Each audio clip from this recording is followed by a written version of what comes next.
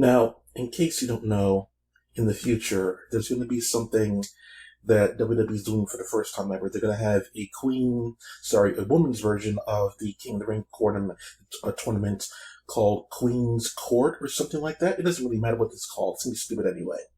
The reason why it's stupid is because they barely have any credible women on the roster that could be going to the top. The only people they push in the company is either Alexa Bliss, Charlotte Flair, or currently now Becky Lynch. But if it's called a Queen's Tournament, there's only one person in the company who constantly calls herself the Queen, and that's Charlotte, of course. Woo, yeah. So any other woman on the roster, it's a joke to think they're going to even make it to the finals. It's ridiculous. The only way that tournament's going to be anything special is if they bring in people from NXT as well to fill up that roster. Because I can't start by SmackDown women only. I can't do Raw women only here. But at least this is current. So, imagine they have someone like, Gigi Dolan or Indy Hartwell on Raw or SmackDown competing for the Queen's Crown or whatever tournament, right? And then maybe throwing a Mei Ying in there because she only had one match in there, but she dominated her opponent. Put her in there for one or two matches, that kind of stuff there. Get some exposure to the women of the other brands. Put Doudrop in there, Casey Canizaro in there. Spice it up more. Don't just have Raw or SmackDown talent that, especially ones that are barely been pushed, like a Dana Brooke in there. Bring back Mandy Rose and put her in the tournament or whatever. It could be very interesting. The reason why I bring up the Queen's Crown is because I want to talk about, once again, AEW and their extremely bloated roster. Jesus Christ. This is the entire thing, by the way. Men and women. So let's go with the men only because it's probably going to be a men only tournament. But I think AEW should do, now that I think about it, maybe AEW should do a women's tournament as well. Maybe at the same time. That'd be kind of cool to do their version of that one. Let me check out real quick if they have enough women to make it work. Not necessarily enough women, but enough credible women to make it work. The idea I have for the men's one is just so must-see TV stuff there. It's ridiculous. The women's compared to the men in the tournament, in the company, there's so little women. There's, if you count over here, 1, 2, 3, 4, 5, 6, something like that, 6x, the announcers are going to be in there too, but whatever.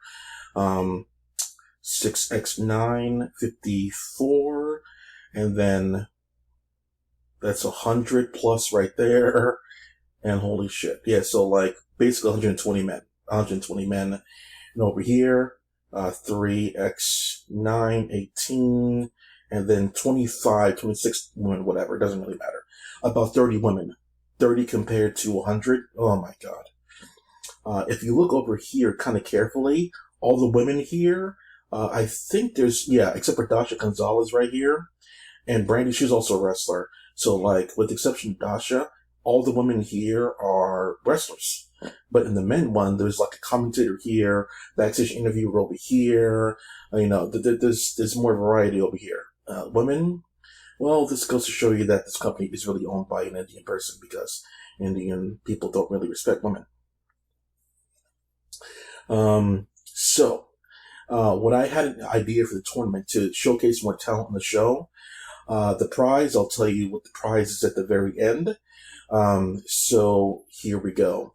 My idea in the end was to have a 3-person finale. Usually at the end, it's a one-on-one match to see who wins the tournament, but not in my tournament because there's so many credible challengers in this company.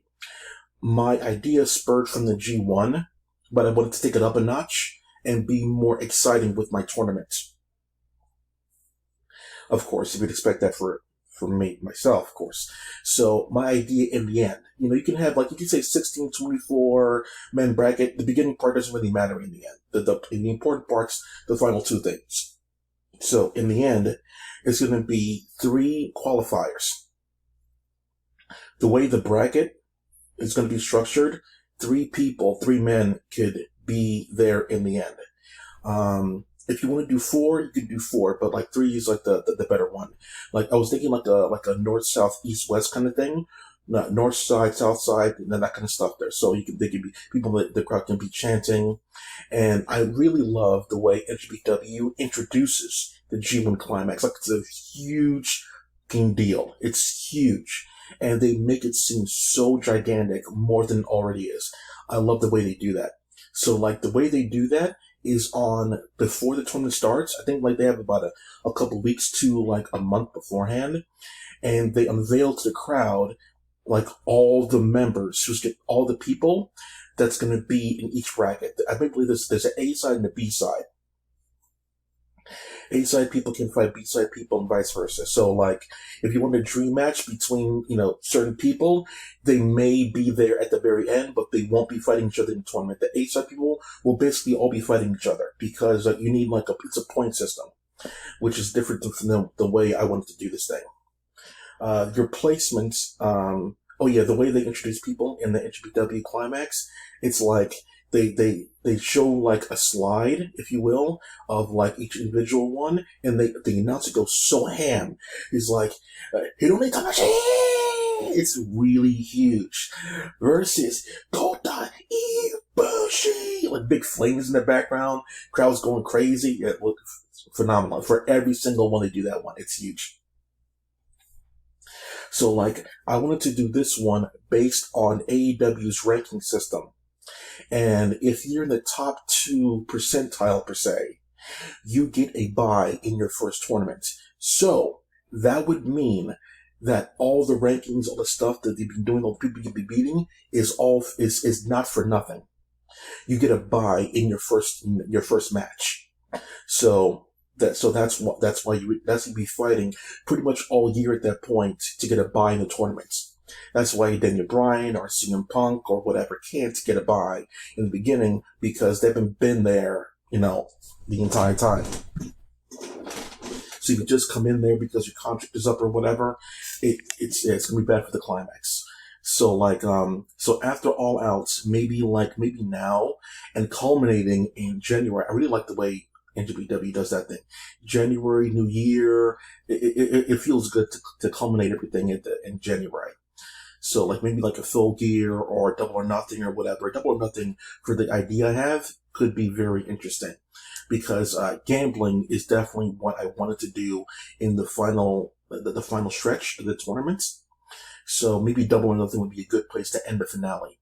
So maybe in January they're doing something like that. And, it starts out in January, where everybody gets introduced. So let's just say that in the finals there's 3 people. Let's just say the finals of this tournament would be Daniel Bryan, Adam Cole, and CM Punk. That's the finals. Those are the final people that made it through the wave of everybody else.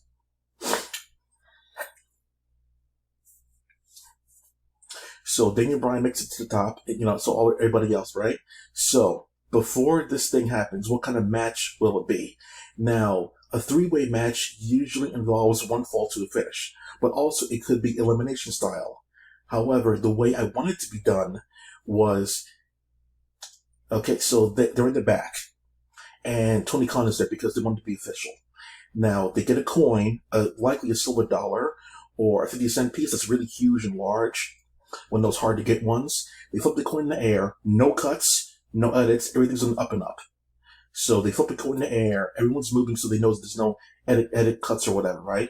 Flip the coin in the air, it drops on the ground, and the camera zooms in on the coin, whatever side it is, so 2 people will pick whatever they want there. It could be all tails or all heads, it doesn't really matter in the end. If it's majority heads, then majority heads it is. So, no. The way it was going to be, heads is for one fall to finish, tails is for elimination style. And it can switch up every year or whatever, it doesn't really matter in the end. So, let's just say it lands on head, one fall to a finish, for the traditional style. And there it is, and that's that. So next year, it could be elimination style. So, let's just say that in the end, Daniel Bryan beats Cole and CM Punk in that match, right? It's one fall to a finish, Bryan Danielson taps out Adam Cole, because I don't think CM Punk will be tapping out anytime soon. So Bryan Danielson taps out Adam Cole in that thing, and he becomes the more contender. And then at this point, there's going to be a big decision for Daniel Bryan to make. Now, this is going to be where it gets really interesting. Now, the finals of it will be the choice of a lifetime, I call that. You have two choices for the winner, and this will be the same throughout the years. You can take what's in the briefcase, or you can spin the wheel of destiny. The briefcase will contain anything from a title shot whenever you want, whenever you want onto the next pay-per-view, not a whole year nonsense, onto the next pay-per-view, whenever you want into the next pay-per-view. Or it can be a tag team title shot in that briefcase, or it can be a TNT Championship shot, or it can be, I'm not going to do firing, because that's a little extreme. Because, this can work out beneficial for the wrestler as well. A 3-month suspension until the next pay-per-view, or a women's title shot. The reason why I put a women's title shot in the briefcase as well for a men's tournament is because, let's just say that person gets that thing open and it's a women's title shot.